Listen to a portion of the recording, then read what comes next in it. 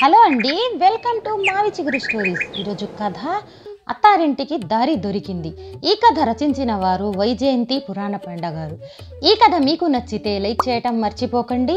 మీకు ఎలా అనిపించిందో కామెంట్ చేసి చెప్పండి. ఛానల్ని కొత్తగా చూసేవారు మరిన్ని మంచి కథల కోసం సబ్స్క్రైబ్ చేసి బెల్ ఐకాన్ ఆన్ చేయండి. అప్పుడు ఏ కొత్త వీడియో పెట్టినా మీ దాకా వస్తుంది. ఇక కథ మొదలు పెడదాం. మా అబ్బాయికి కళ్యాణం నిశ్చయమైంది. ఇదేమీ పెద్ద విషయం కాదు. అందరి ఇళ్లల్లోనూ జరిగే సర్వసాధారణమైన ఉత్సవం. అందుకే నాకు పెద్దగా ఉత్సాహం లాంటివేమీ కలగలేదు. నా పని నేను మామూలుగానే చేసుకుంటున్నాను. నా పోలికే వచ్చిందో ఏమో మా అబ్బాయికి. వాడిలోనూ పెద్ద మార్పేమీ కనపడలేదు. ఎప్పటిలాగే ఉన్నాడు. వాడి పని వాడు చేసుకుంటున్నాడు. ఎప్పటిలాగే రోజులు మామూలుగానే నడుస్తున్నాయి. ఇవన్నీ మామూలుగానే ఉన్నా నా మనస్సు మాత్రం ఒక మాటకు పదే పదే ఉలిక్కి పడుతుంది. అదే అత్తగారు అన్న పదం. అబ్బాయి పెళ్లి కుదిరింది అని ఎవరితో చెప్పినా అయితే అత్తగారి హోదా వస్తుందన్నమాట అంటున్నారు. అత్తగారు అనేది హోదా ఎందుకు అవుతుందో నాకు అర్థం కాలేదు. ప్రతి వారి నోటిలో నుంచి ఈ చిలుక పలుకులే వింటుంటే నా మనస్సు మాత్రం వాటిని కాకి అరుపుల్లా భావిస్తుంది. ఎవరైనా అత్తగారు అనే పదం అంటూ ఉంటే నా నోటి నుంచి ఆ మాట మాత్రం అనకండి అనే వాక్యం అప్రయత్నంగా వచ్చేస్తుంది. నా మాటలు అందరికీ విచిత్రంగా అనిపించే ఉంటాయి. నిజమే మరి. కొత్త కోడలు ఇంట్లో అడుగు పెడుతుంటే సంతోషంగా ఉండక ఇలాంటి ఉలికి ఉలికి పడుతున్నానని చెబుతుంటే వాళ్ళకి విచిత్రంగానే అనిపిస్తుంది కదా మరి. ఈ విషయంలో నాకు పూర్తి స్పష్టత ఉంది. అత్తగారు అనే పదం నాకు చెప్పులో రాయి, చెవిలో జోరీగా, కంటిలో నలుసు, ఇంటిలో పోరులాగా అనిపించసాగింది. అవును, ఒక్కరు అత్తగారు అన్నప్పుడల్లా ఒక్కో రకంగా స్పందించింది నా మనస్సు. దీని వెనకాల పెద్ద కథ కాదు పెద్ద కథే ఉంది. నాకు వివాహమై 30 సంవత్సరాలు కావస్తుంది. కారణాలు ఏమైతేనేమి నాకు అత్తవారింట్లో ఉండవలసిన అవసరం రాలేదు. మా ఆయన ఉద్యోగరీత్యా వేరే ఊరిలో ఉండటంతో అత్తవారిల్లు అనే పదం నాకు ఆవలి ఒడ్డునే ఉండిపోయింది.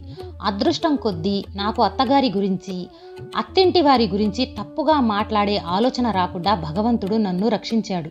Thanks a lot to God. నా విషయం పక్కన పెట్టి ప్రస్తుతంలోకి వద్దాం. కొత్తగా పెళ్ళైన ఏ ఆడపిల్లను పలకరించినా మా అత్తగారితో పడలేకపోతున్నాను.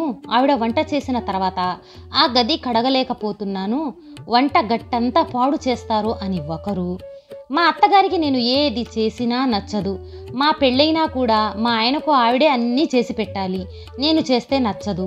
ఆవిడతో పడలేకపోతున్నాను అని ఒకరు. మా అత్తగారికి నేను డ్రెస్సెస్ వేసుకుంటే ఇష్టం ఉండదు. అమ్మమ్మలాగా చీరలే కట్టుకోవాలట.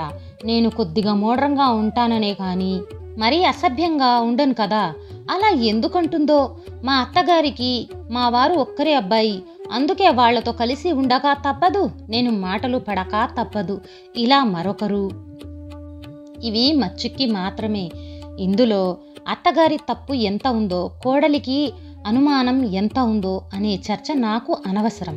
కొత్త కోడలు అత్తవారింట్లో అడుగుపెట్టిన కొత్తలో అత్తగారిని ఒక తాటకిలాగో, ఒక లంకిణిలాగో, ఒక సూర్యకాంతంలాగో చూస్తుందని మాత్రం ఆ వయస్సులో అర్థమైంది.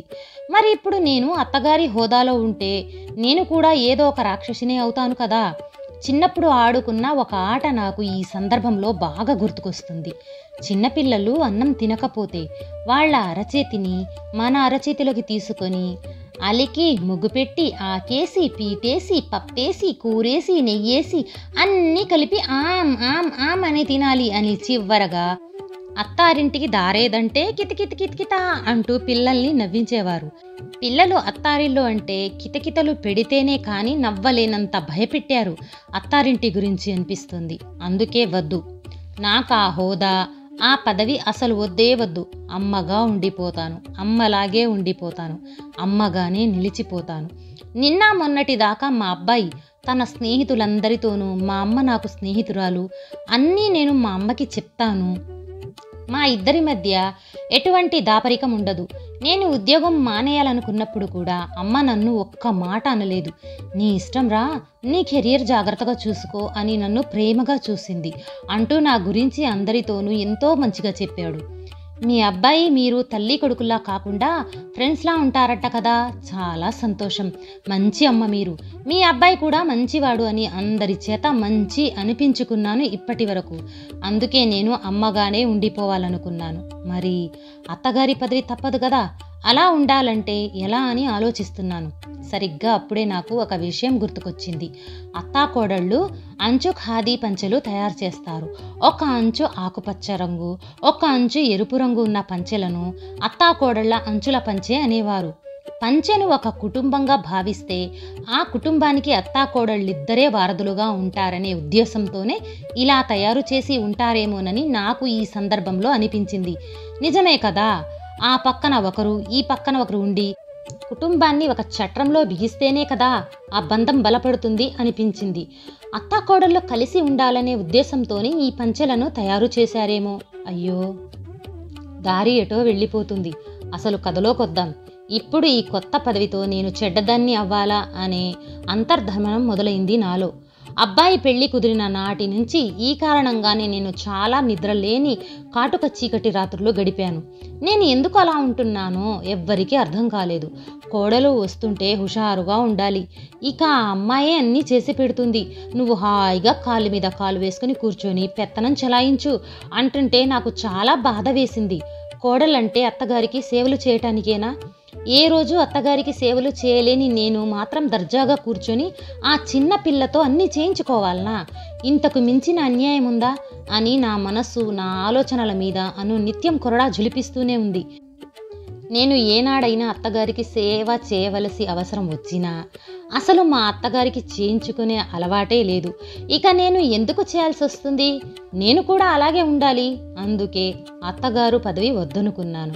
పెళ్లికి ముందు రోజు వరకు నా దగ్గరే పడుకొని నాతో ఎన్నో కబుర్లు చెప్పిన మా అబ్బాయి పెళ్లి చేసుకుని తీసుకువచ్చిన అమ్మాయిని వాడితో సమానంగానే చూడాలనే కనీస జ్ఞానం, సంస్కారం అలవాటడ్డాయి. అందుకే నాకు అత్తగారు పదవి వద్దనుకున్నాను. అత్తవారింట్లో కుడికాలు పెట్టిన కోడల్ని పుట్టిల్లు మరచిపోయేలాగా చూడాలే కానీ నిరంతరం పుట్టిల్లు గుర్తుకొచ్చేలాగా చేయటం ఎంత అన్యాయం. 25 ఏళ్లు పెంచిన తల్లిదండ్రులను, తనతో సమానంగా ఆడుకున్న అక్క చెల్లెళ్లను, అన్నదమ్ములను విడిచి ఎవ్వరూ తెలియని కొత్త ఇంట్లోకి అడుగు పెట్టిన కోడలికి ఆ ఇల్లు పుట్టిల్లులాగే ఉండాలి. తన జీవితంలో ఎక్కువ భాగం అత్తవారింట్లోనే గడుస్తుంది. అటువంటి ఆ ఇల్లు నరకంగాను, అత్తగారు ఎముడిలాగాను ఉంటే ఆడపిల్లకు పెళ్లి ఎందుకు? పెళ్లి మధువులు ఒలకపోయాలే కానీ విష చషకాలు మిగిల్చకూడదు. నా మనసు ఎటు పడితే అటు నిమిషానికి ఒకలాగా ఊగిసలాడుతూనే ఉంది. ఒక్క క్షణం కూడా కుదురుగా నిలబట్టలేదు. నేను గట్టిగా పట్టి లాగి ఒక చోట కూర్చోపెడదామన్నా నా మాట విననంటూ మొండికేసింది. ఎందుకు వినాలి? మనసుకు స్వేచ్ఛనిస్తే మనిషిని సక్రమ మార్గంలో పెడుతుంది, శాఖాచక్రమణం అవుతుంది కదా. వర్తమానంలోకి వద్దాం. అత్తగారు పదవి వద్దంటావెందుకు? ఆ పేరుకి మంచి పేరు తీసుకురావచ్చుగా అని మరికొందరన్నారు. అది సాధ్యపడనిది నాకు తెలుసు. సూర్యకాంతం పేరు పెట్టుకోవటానికి ఎవరైనా సాహసించగలుగుతున్నారా? సూర్యకాంతం మెత్తటి మనస్సు ఉన్న ఉత్తమురాలని అందరికీ తెలుసు. కానీ ఆ పేరు పెట్టుకోవటానికి మాత్రం ధైర్యం చేయలేరు. అత్తగారు పోస్ట్ కూడా అంతే. అత్త లేని కోడలు ఉత్తమురాలు, కోడల్లేని అత్త గుణవంతురాలు. ఇలాంటి పాటలు మనుషుల మనసుల్లో మర్రి విత్తనంలాగా నాటుకుపోయాయి. అవి పెద్ద పెద్ద ఊడలుగా విస్తరించాయి. వాటిని పెరికివేయటం ఆ చెట్టును సృష్టించిన బ్రహ్మదేవుడి తరం కూడా కాదు. అందుకే నేను అత్తగారు అనే పదవిని సునిశితంగా కాదు, కొంచెం ఘాటుగానే తిరస్కరిస్తున్నాను. చిన్నప్పటి నుంచి ఆడపిల్లకు అత్తవారిల్లంటే ఎన్నో జాగ్రత్తలు నేర్పిస్తారు. అంత అవసరమా?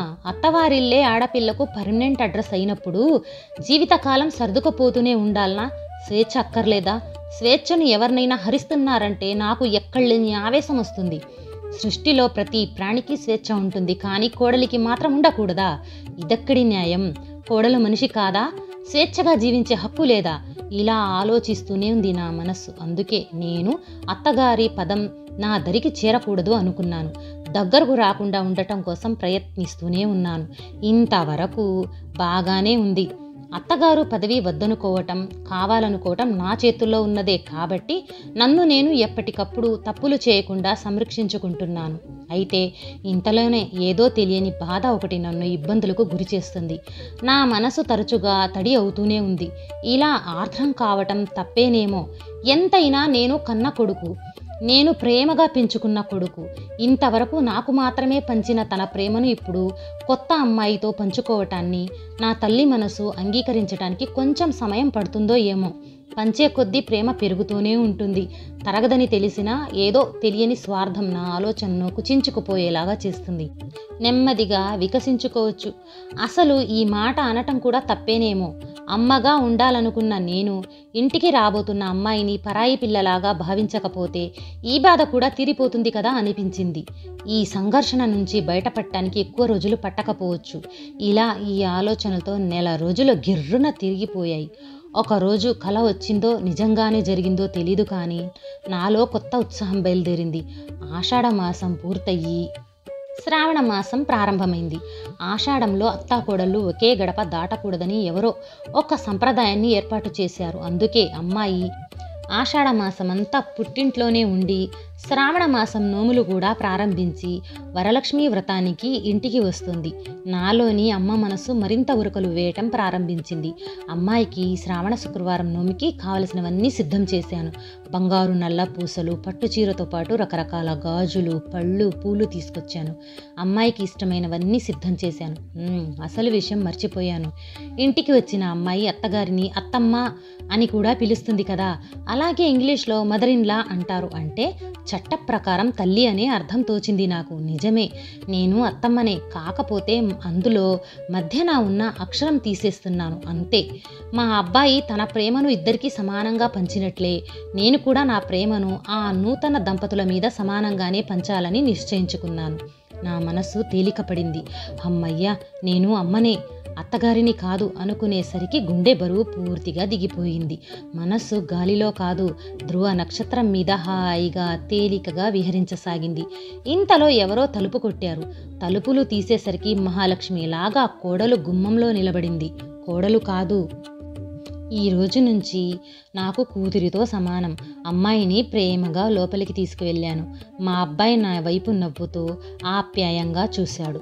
ఈ కథ నచ్చితే లైక్, షేర్ చేసి తప్పకుండా సబ్స్క్రైబ్ చేయండి.